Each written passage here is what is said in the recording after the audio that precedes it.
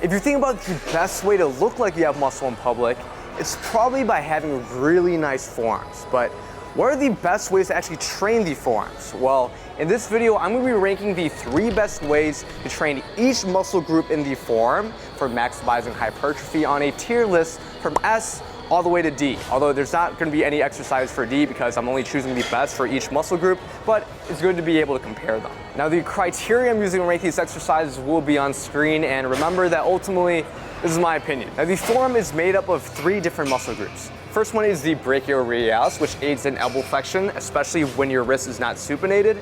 Secondly is going to be your anterior compartment, otherwise known as your forearm flexors. This aids in flexing the wrist downward like this, as well as closing the hand. And lastly is the posterior compartment, which consists of your forearm extensors that extend the wrist upward, as well as opens your hand. So now that we're familiar with the muscles in the forearms, I'm going to be giving the 3 best exercises for each of those 3 muscle groups, so 9 exercises in total, starting with the brachioradialis. Let's get to it. The 3rd spot for the brachioradialis is the facing isolateral cable hammer curl.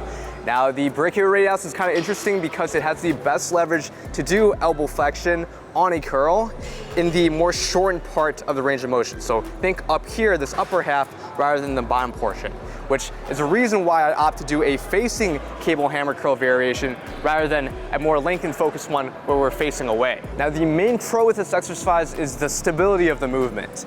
This, compared to if we're doing dumbbells, is much more stable because we're able to do the crossbody variation with both arms at the same time and keep the center of mass close to our body rather than away on a dumbbell hammer curl. It's also a relatively pain-free exercise, as well as being easy to progressive overload. And of course, your grip on a hammer curl is gonna be much less of a limiting factor compared to on a reverse curl. But on that topic of hammer curl versus reverse curl, let's move on to the cons. Now, the hammer curl is a little bit tricky to rank on this list because admittedly, if you're doing a hammer curl, you're probably gonna be getting a little bit more brachialis rather than purely brachioradialis. Thus, I would consider any hammer curl variation, including this one, more of a brachialis first, then brachioradialis second exercise. But I wanted to include a hammer curl on this list for those that just absolutely hate the reverse curl as an alternative. However, I can't give it any more higher of a rank than number 3 spot. So I would say this would be an S tier if we're talking about brachialis, but it would have to be bumped down to an A tier exercise.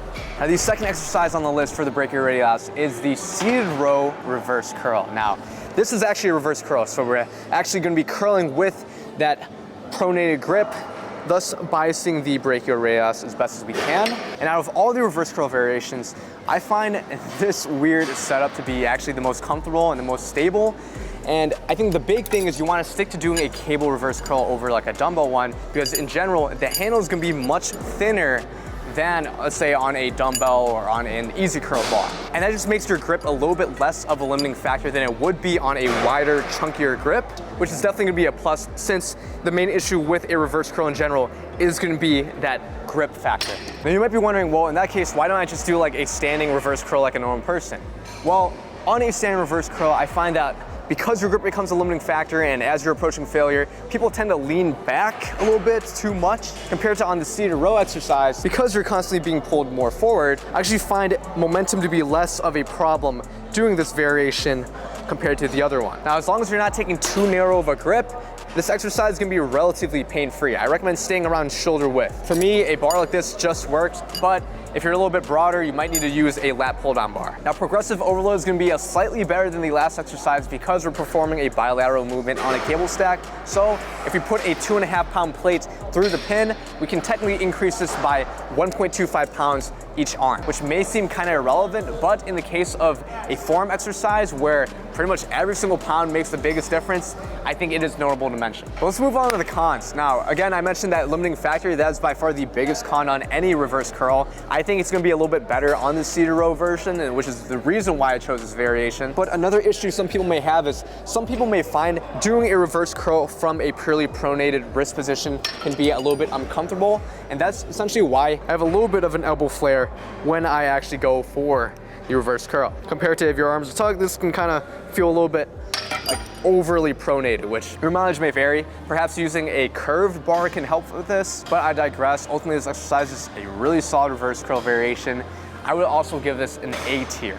And for the number one exercise for the brachioradialis, we didn't have to go anywhere. We're still here at the seated row machine. This is gonna be a lazy man's unilateral reverse curl. So I first saw Paul Carter do this exercise. This is definitely not my idea. I find this to be the most stable form of a reverse curl because we're using this seated row bench as a support, not only for our arm, but also for our body and torso, so that we're able to do a reverse curl from as stable of a position as possible. Now you might be thinking like, do we really need all this stability on a reverse curl, especially if we're not dealing with a lot of heavy weights? Well, I like to mention that again, the biggest limiting factor on this exercise is ultimately your grip. So with that in mind, you want to choose an exercise that pretty much eliminates the need to think about anything else. Think about stability, think about bracing your core, nothing, right?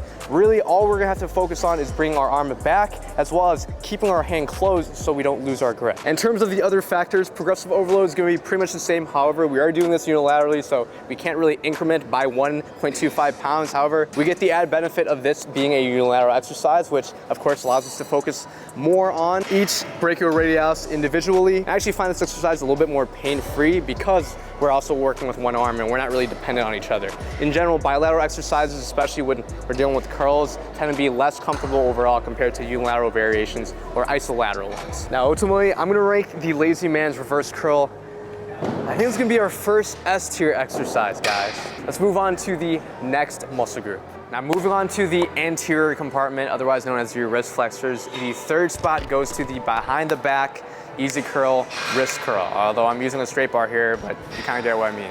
The pro of this exercise is it's actually gonna be a very stable, pain-free variation of a wrist curl.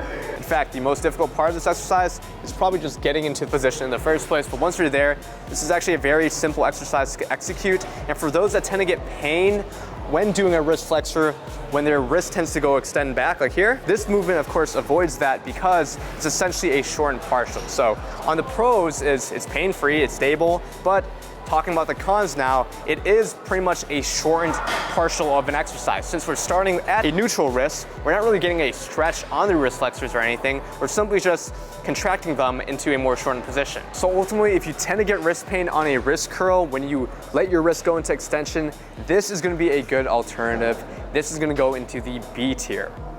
Now the second spot for the anterior compartment is gonna be this unilateral dumbbell wrist curl with the bench. Now, in terms of pros, stability is gonna be really good because we're using the bench to pretty much support our entire lower arm.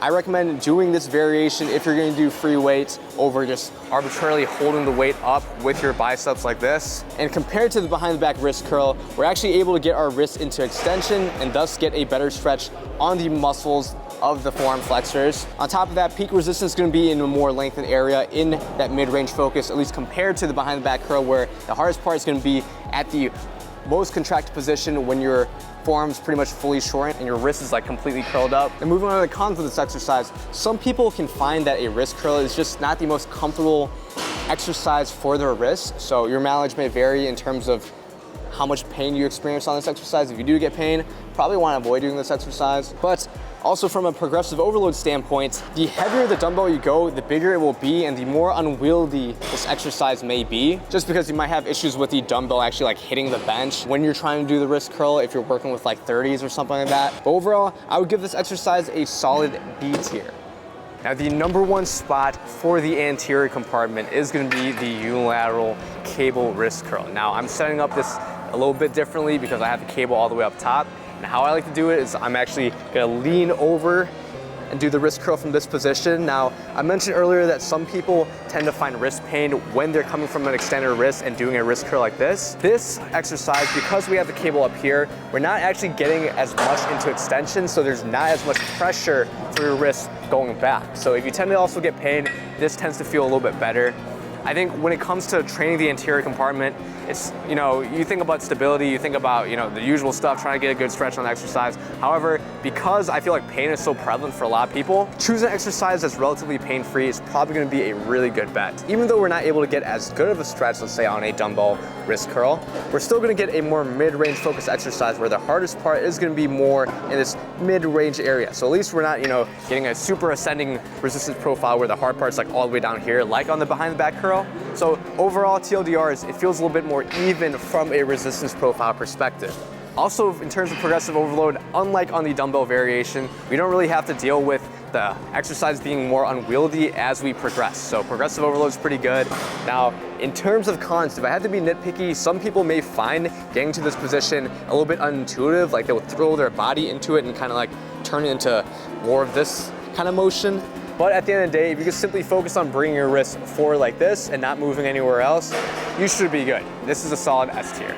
Now moving on to the last muscle group, that being the posterior compartment of the forearms. The third spot is going to go to the unilateral dumbbell wrist extension. As you see, we're back here on this bench and dumbbell setup, but instead of our hand being supinated up here, well, we basically turn our wrist into pronation and focus on, instead of going from extension to flexion, we're going from flexion to extension up here. The pros of the exercise is going to be similar to the dumbbell wrist curl, where we're very stable by using this bench. However, your grip is going to be more of a limiting factor on this, which is definitely going to be a con here. Progressive overload, pretty much the same as the dumbbell wrist curl. If the dumbbell gets bigger, it's going to be unwieldy, but chances are you're probably not going to have to increase weight that much because this exercise doesn't require a lot of weight in order to reach failure. So really the only con for this exercise is going to be the grip being a limiting factor. This is going to be a solid B tier. All right, moving on to the second spot for the posterior compartment of the forearms. This is going to be a unilateral cable wrist extension. Now, the biggest pro of this exercise, we're able to adjust the resistance profile of the movement based off of how much elbow bend we're actually getting. So to kind of demonstrate that here, if we're having a more straight arm, this is going to be a more short and focused wrist extension. The weight should also feel a little bit lighter. But as we bend our elbow, let's say around 90 degrees here, this is going to be more of a mid-range focus wrist extension. And then if we continue to close the elbow gap, this exercise will increasingly become more mid-range focused.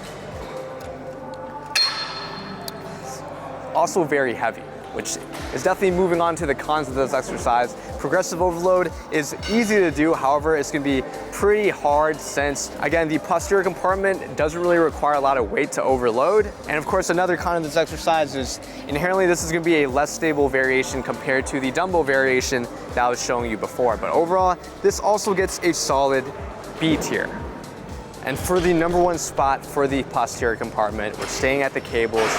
This is gonna be a Faceaway cable wrist extension. Now, this might be the first time you've seen this exercise, but the biggest pro of this exercise is it's gonna be a more stable variation of a wrist extension compared to the last exercise. Mainly because we're able to keep our arms completely straight rather than have a bent arm and have to rely on our brachialis, brachioradialis, and biceps to kind of hold ourselves in place. On top of that, by facing away, we're able to use our body as a support if our grip ever fatigues. And as I mentioned before, grip is usually a limiting factor on these exercises. Now, to avoid making this just a short and partial, I'm actually gonna allow my wrist to go into flexion like this, and then extend the wrist upwards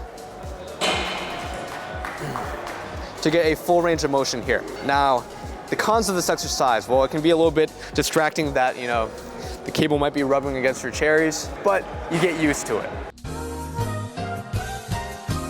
Now, all in all, wrist extension exercises are, I would say, not the best use of your time probably for most individuals. Thus, I would give this number one ranked exercise a A tier.